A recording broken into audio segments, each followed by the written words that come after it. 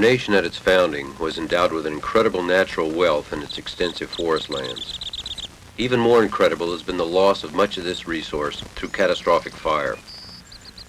Many early settlers viewed the all-encompassing woodlands as an obstacle to progress and as a source of danger. Forests were deliberately fired to clear land for farming and grazing. During the 2 centuries to follow, fires of natural or human origin have devastated millions of acres yearly.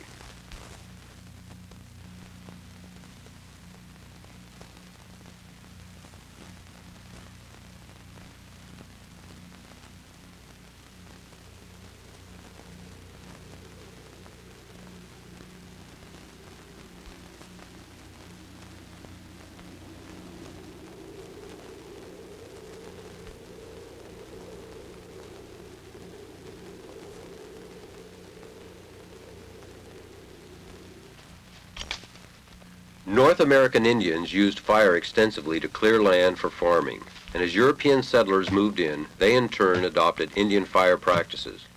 Trees were felled in autumn and then simply burned where they lay the next summer, after they had dried out. In normal weather, these scattered fires remained confined and might burn and smolder for months. However, during dry years, it was often a different story. For example, in 1825, a prolonged drought in the Northeast continued through summer into fall, and fields and forests were tinder dry. Large quantities of logging slash littered the woods and hundreds of clearing fires were burning. On October 7th, a blowup occurred in the Miramichi Valley of New Brunswick, as winds fanned dormant flames and separate fires converged to form a giant firestorm. In a pattern to be repeated time and again, other mass fires erupted at the same time. The largest of these developed in the heart of Maine, and the 2 fronts roared unchecked through forests and logging communities. Typically, there was no attempt at controlling the raging fires, and the only concerted effort was to escape with life and limb and a few possessions.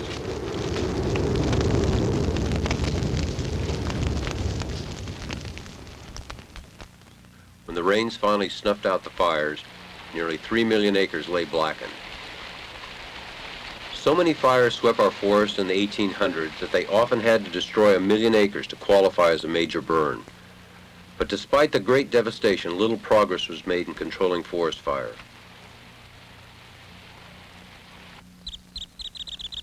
The turn of the century marked the beginning of modern forest fire technology. Theodore Roosevelt occupied the White House, and the close relationship between the president and Chief Forester Gifford Pinchot fostered dramatic progress in forest conservation. In 1905, the fledgling U.S. Forest Service was given custody of America's vast public forest reserves and accepted the responsibility of actively fighting wildfires. District 1 of the Forest Service stretched across the northern states, from the Great Lakes to the Oregon border, with headquarters in Missoula, Montana.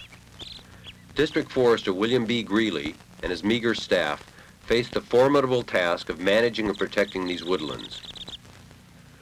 Rainfall in 1910 had dropped to a 40-year low, and as early as March, temperatures began to soar. In Montana and Idaho, thermometer readings were the highest on record, and no relief was in sight. The first fires of the 1910 season broke out in northwestern Montana on April 29th. And severe lightning storms ignited several more in rapid succession. By late June, fires were burning in nearly all the forests of the district. The Forest Service recruited manpower in Spokane, Missoula, and Butte, and sent firefighters to the various fronts. Transportation was primitive and telephone communications almost non-existent. The inexperienced men worked in the oppressive heat, with only hand tools to claw out fire breaks ahead of the advancing flames. Despite the odds, Greeley was optimistic that the fires would be controlled. But on August 20th, disaster struck. A wind of hurricane force roared in from the southwest, whipping the existing fires and producing what came to be called the Big Blowup. A wild, surging firestorm started near Elk City, Idaho, and raged east across the mountains, consuming everything in its path. Once again, a major wildfire was out of control.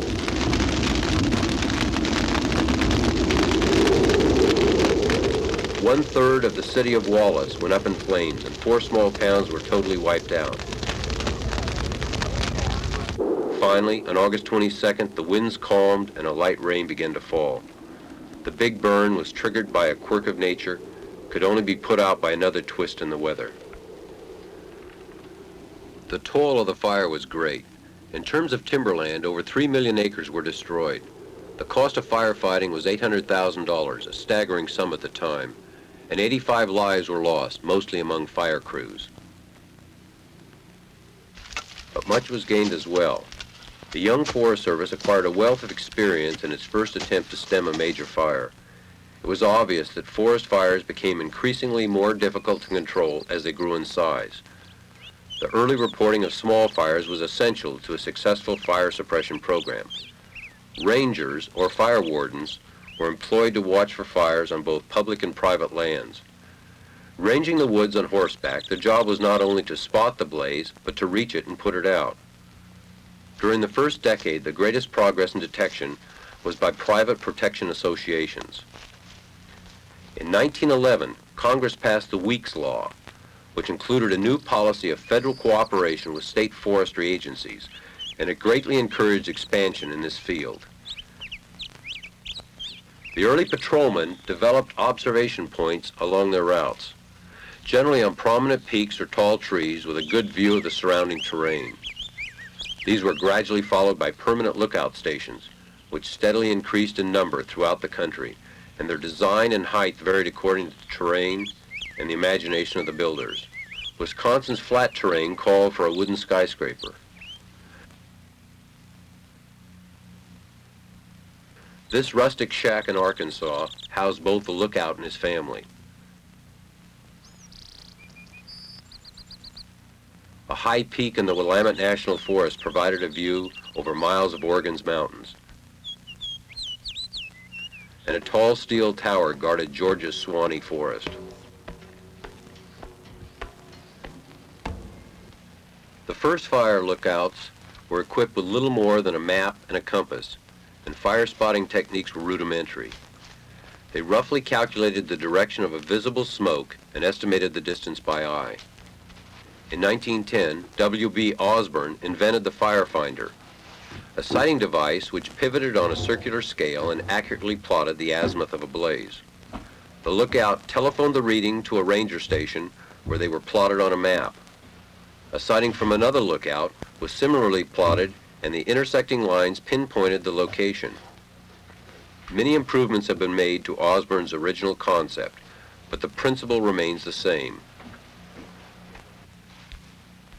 The difficulty of communication has always been a major problem in forest fire suppression.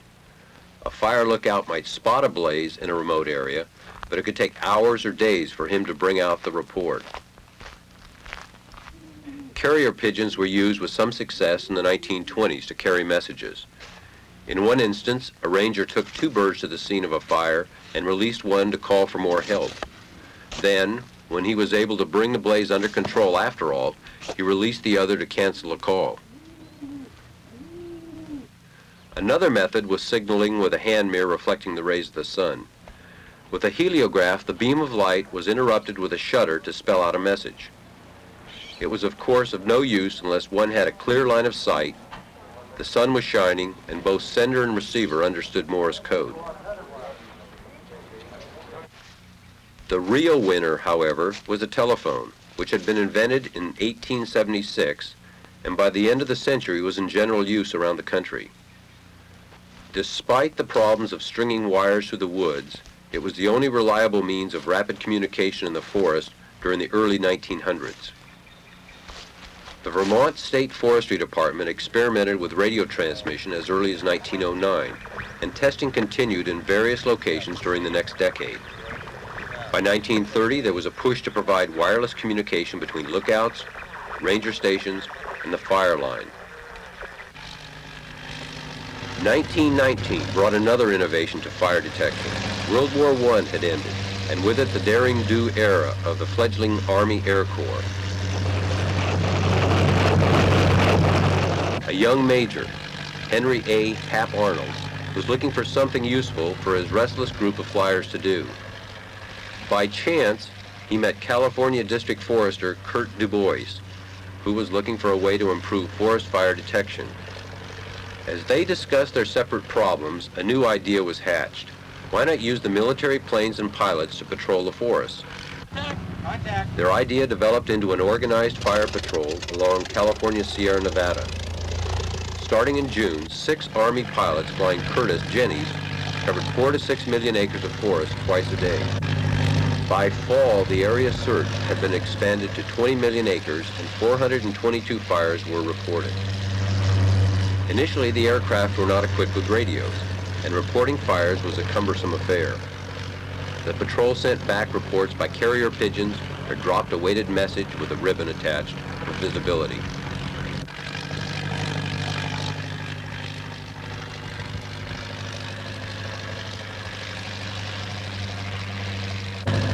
The next year, radios were added to the planes, which greatly improved communications.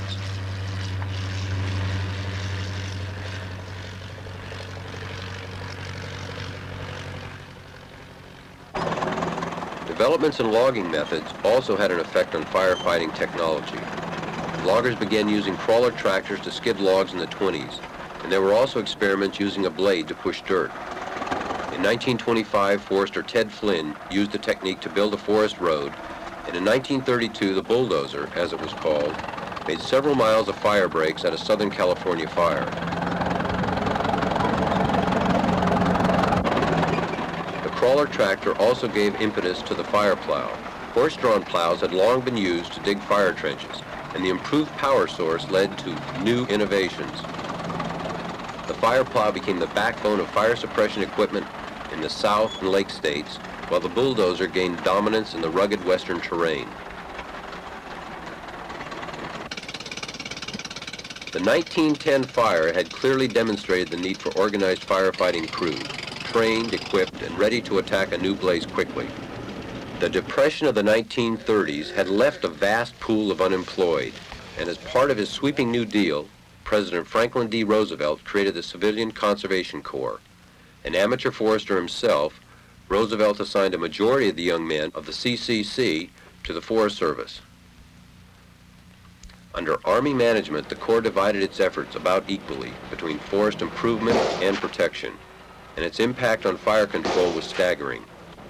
In a single year, the enrollees cleared nearly 12,000 miles of motor trails, stretched 44,000 miles of telephone wire, and built 611 lookout towers.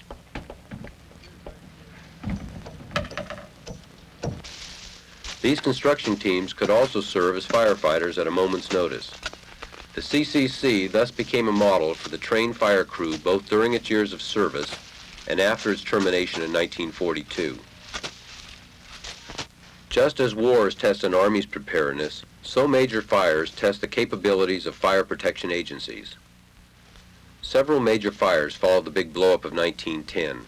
But the one which had the most impact at the time on the evolution of fire technology occurred in western Oregon. The Tillamook Burn of August 1933 began under classical fire conditions, but according to popular tradition was ignited in a unique way. Loggers had been asked to shut down their operations, but one small operator hurried to drag in a few more logs with a steam donkey before complying. Somehow, the last log created enough friction as it skidded through the logging debris to cause ignition. The logging crew struggled to put out the fire, but it was soon out of control. A lookout 10 miles to the south spotted the smoke and sounded the alarm. This time, organized fire crews were ready nearby and arrived quickly by motor truck. 1,000 enrollees from nearby CCC camps joined other fighters for their first major fire campaign.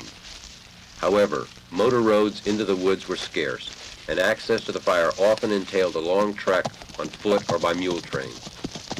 Telephone lines were strung out for communication, but the vulnerable wires were burned out time and again, and the Forest Service's new portable radio was brought in to fill the gap.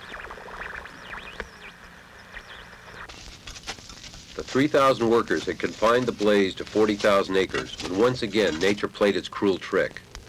The dreaded east wind rose and humidity dropped to 16%. Suddenly, the fire blew up, literally, exploding with nuclear ferocity. Firefighters lost control as the awesome wall of fire advanced westward along a 15-mile front. In the next 20 hours, the firestorm raged across an additional 240,000 acres of prime virgin timber, as shown in this rare footage of the burn.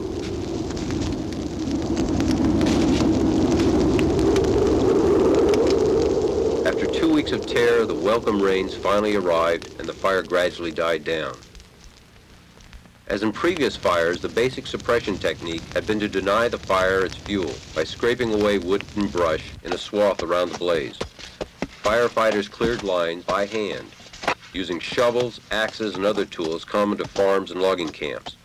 But some new tools specifically developed for the fire line were appearing. Possibly the most celebrated was a Pulaski, a combination axe and hoe, which was invented by Ed Pulaski, the hero of the great 1910 fire. As a direct result of the Tillamook Burn, agencies adopted stringent fire prevention measures, such as regulations prohibiting logging when fire danger reached the critical point. Loggers responded by initiating the hoot owl shift, starting at first light in order to get in a day's work before having to shut down during the heat of the afternoon. The Tillamook Burn also contributed to the adoption by the U.S. Forest Service of the 10 a.m. policy. Every effort was made to extinguish all fires before 10 a.m. the day following detection, before temperatures rose and humidity dropped. If this first effort failed, firefighters were to press for suppression by 10 a.m. of each succeeding day.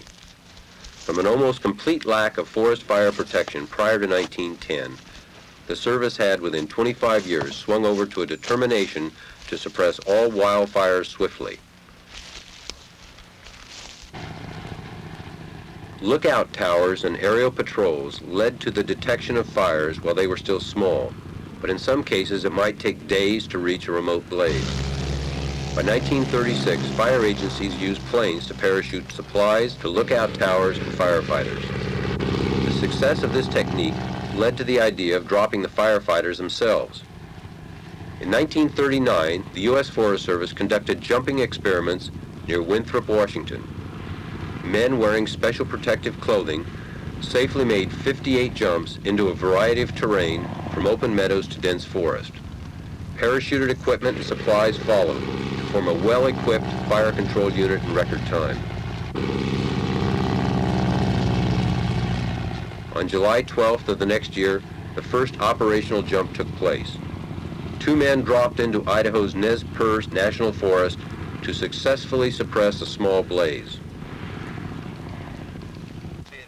The Forest Service established a parachute training center in Missoula, Montana, which included rigorous physical conditioning as well as instruction in jumping techniques.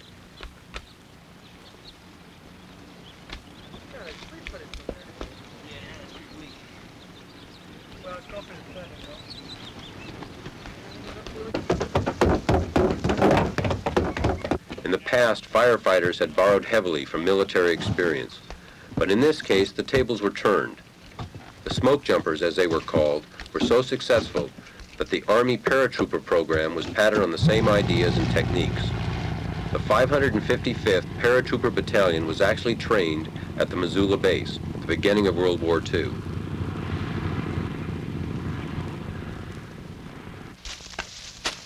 Water has always played a part in wildfire suppression. The backpack pump was in use by 1914 and could be filled from streams or tanks packed in by mule. Despite its minuscule water supply, it was and remains a valuable fire tool, particularly to douse smoldering embers in mop-up operations. As the gasoline engine was improved, portable pumps were developed which could draw water from nearby streams and lakes.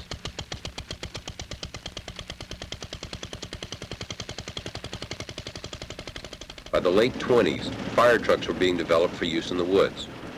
The first tanker units were assembled using available commercial components. An industrial pump and metal tanks were mounted on a suitable truck chassis. Over the years, pumps and tanks have been mounted together or separately onto trucks of all sizes, both permanently and as slide-in units. In one form or another, the ground tanker has become the central means of fire suppression in many areas. The idea of dropping water on forest fires from aircraft was suggested as early as the 1920s. Sporadic experiments took place throughout the 30s using a variety of containers, such as these 10-gallon bombs, made by soldering together two kerosene tins. The containers were designed to burst on impact and splatter the surrounding area. The results were not too encouraging, and the falling objects endangered ground crews. The aerial bombing experiences of World War II triggered renewed interest in the concept of aerial tankers. In the early 50s, with the devastating results of wartime firebombing still fresh in mind, Deputy State Forester James Mace of the California Division of Forestry spearheaded a drive to institute an intensive study of fire behavior and new fire suppression methods. He obtained the cooperation of Dr. Keith Arnold, fire research specialist at the University of California, Berkeley, and Operation Firestop was born. In 1954, the U.S. Forest Service, along with some 30 other fire agencies, pooled their facilities, experience, and manpower to convene a one-year research project. Headquartered at Camp Pendleton, the extensive Marine Corps base in Southern California, the project had the support of the Armed Forces, the U.S. Weather Bureau, as well as private industry. One of the programs of Operation Firestop was the extensive testing of aerial bombing methods. A Navy Avenger torpedo plane was modified by installing a 600-gallon plywood tank in its bomb bay, waterproofed with a rubber weather balloon. In test, doors of the tank were electrically released and the balloon burst, drenching areas up to 90 by 275 feet. This successful experiment led to further modifications, and the TBM led the way to the modern aerial tanker. However, the first extensive field use of the retardant bombers had a more humble origin. In 1955, Joseph Ely, fire control officer at Northern California's Mendocino National Forest, had an idea. He talked to crop duster pilot Floyd Nolta about developing a way to use a Stearman biplane as an aerial tanker. A week later, the innovative Nolta had cut a hole in the bottom of his plane and fitted a release gate operated by a pull rope. Tests made dropping the 100-gallon charge looked very promising. On August 13th, Floyd's brother Vance had an opportunity to try out their contraption on a real blaze. A hunter's fire had escaped in the Mendocino forest and was burning about 500 acres of timber and brush. Vance shuttled his little biplane back and forth between Willows Airport and the fire's edge to drop his load on the hottest spots. The results were hardly spectacular, but they did assist the ground crews in holding the fire line and qualified the air tanker as a valuable addition to the firefighting team. After these first operational drops, Ely organized a 7-tanker squadron of Stearman and N3N agricultural airplanes for the 1956 fire season. Now, chemicals were added to the water to reduce evaporation and improve its fire-stopping ability. These borate bombers, as they were called, participated in the control of 23 fires by summer's end, dropping a total of 123,000 gallons of retardant. Encouraged by these field trials, the Forest Service again turned to the larger Navy torpedo planes. 8 of these aircraft were fitted with 400-gallon tanks to form a firefighting air force.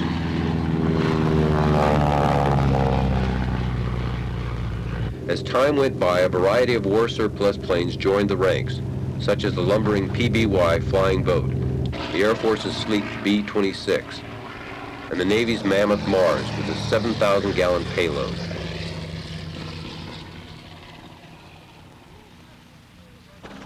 The Forest Service had experimented with the autogyro in the 30s, but it wasn't until the emergence of the helicopter in the mid-40s that the rotary-winged aircraft became really practical for forestry service. Any level clearing could be used as a landing field, and an obvious use was the transportation of personnel and supplies and as an observation platform in the sky.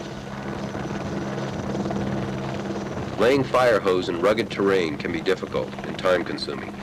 Laying hose with a helicopter was tested during Operation Firestop. In an experiment at Camp Pendleton, the pilot reached down from his hovering craft and picked up the end of a hose from a fire truck. Flying away across a field, he unreeled the hose as he went.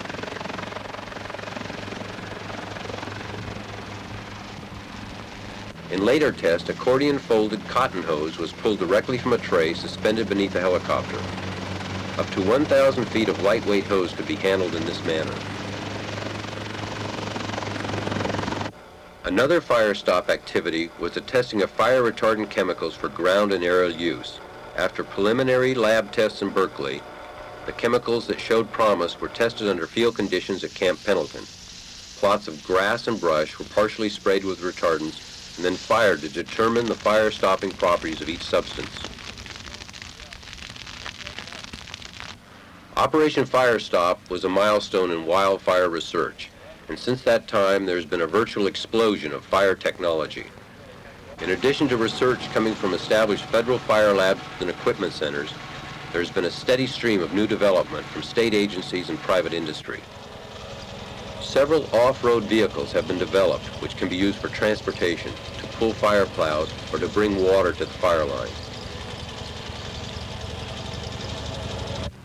New planes have also been designed specifically for firefighting. Built to fill its tanks while skimming over the water, the Canadair Super Scooper was developed in Quebec to take advantage of Canada's extensive inland lakes and waterways. This agile amphibian can drop up to 8,000 gallons of water per hour in wildfires.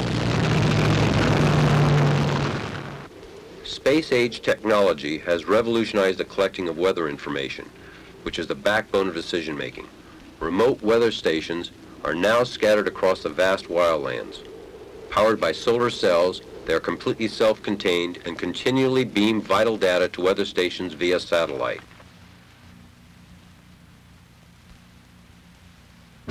Surveillance techniques have been borrowed from the military. The result has been an evolution of airborne infrared scanners for forest fire detection. Sensitive to infrared radiation, the scanner produces an image of the terrain below, along with the existing fires, even when the scene is visually obscured by smoke or darkness. The smoke jumper program is still a viable means of suppressing remote fires quickly.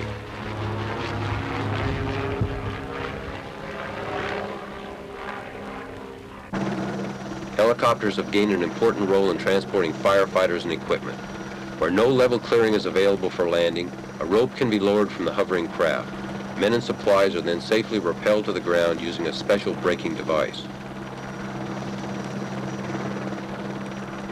Although smoke jumpers and rappellers have about them the special aura of an elite group, once they're on the ground, the job is just as hot, dirty, and dangerous as it always was.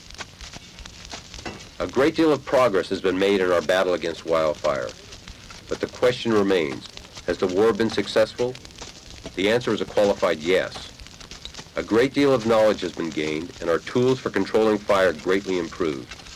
The catastrophic million-acre conflagrations should remain a thing of the past. However, the enemy has not surrendered.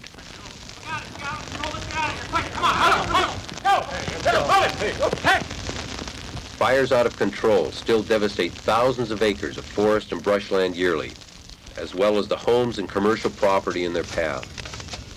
And so, the fight goes on.